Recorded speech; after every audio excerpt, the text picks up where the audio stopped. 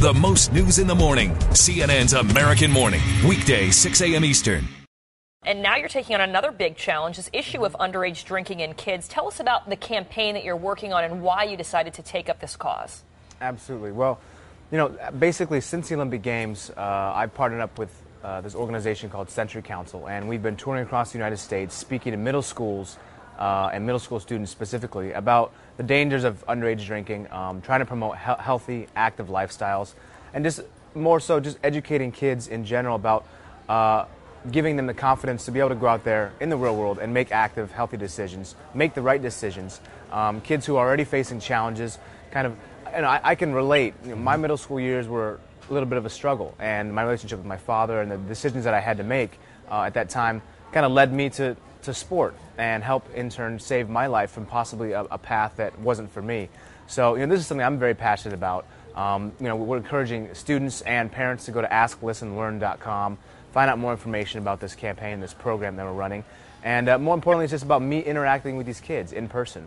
Right. Today I'm here in Atlanta. I'm actually going to speak at a school, at Kennedy Middle School, and just interacting with these kids, sharing relationships, sharing stories, that they could see me in person, they can hear my voice, and know that I'm going through a lot. I've been through a lot of the struggles they've been through in the past, and kind of help them just get on the right path. I think middle school students are at that age where kids are still so moldable, and if we can reach these kids and constantly reiterate these positive messages, it's going to further empower these kids to make the better decisions, in the future of our country. Yeah, it's great to have a role model like yourself coming out there in person and doing it. You talked about the importance of reaching these kids before they sort of develop ingrained habits. If you wait until high school, maybe it's too late. And you also spoke about sport being your way out of those problems in your early adolescent years.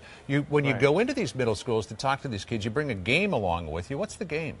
That's right. Well, it's a kind of a very cool interactive game, and it basically allows kids to play this. It's like a video game, okay? And instead of just sitting with your fingers, they have to be active. So they're running in place, they're jumping, they're moving around, all while they're I have to answer some questions that come with the game, whether it's about active lifestyle, about healthy decisions with food, nutrition, alcohol-related questions.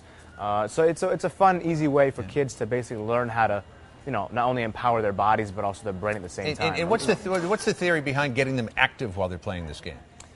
Well, there's a lot of research coming out right now, and that has in the past, that just shows that your brain performs at its peak when you're most active.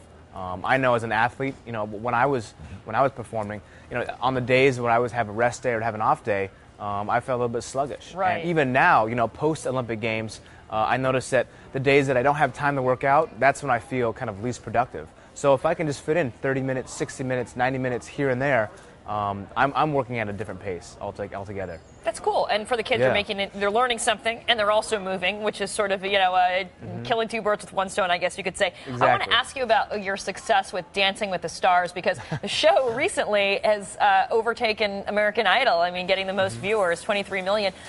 Being an athlete, you won it, by the way, in 2007. Does being an athlete actually make you a much better dancer, even if that's not how you were professionally trained?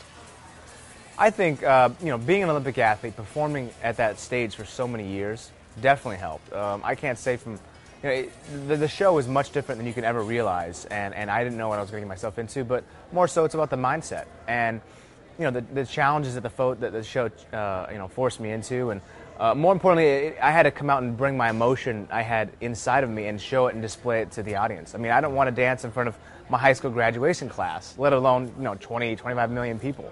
Wow. So it's a fantastic show to be a part of. I would do it again in a heartbeat, but definitely behind the scenes is a lot more that goes on than people realize. It's a lot more work, but it's a great show, and I think it has a lot of good values. But for me personally, I learned a lot about myself, and it was fantastic.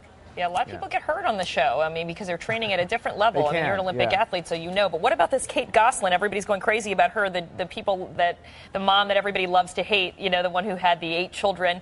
Well, she has 8 total. What do you think about her out there dancing? Well, I think that, the fun thing about this show is that it brings personalities from all walks of life, and it kind of showcases their personalities, and the fans actually get to have a chance to vote and be a part of the show, and that's why these shows are so successful. So whether it's Kate, whether it's Evan Lysacek, whether it's Pamela Anderson, whether it's Chad Ochocinco, There's every single year they have every single season they have a great new cast, a great new crew, and fortunately I had a lot of fun with those guys. That production, it feels like a team when you're there. But I'm excited. I have fun watching the show, and I try to catch it when I can.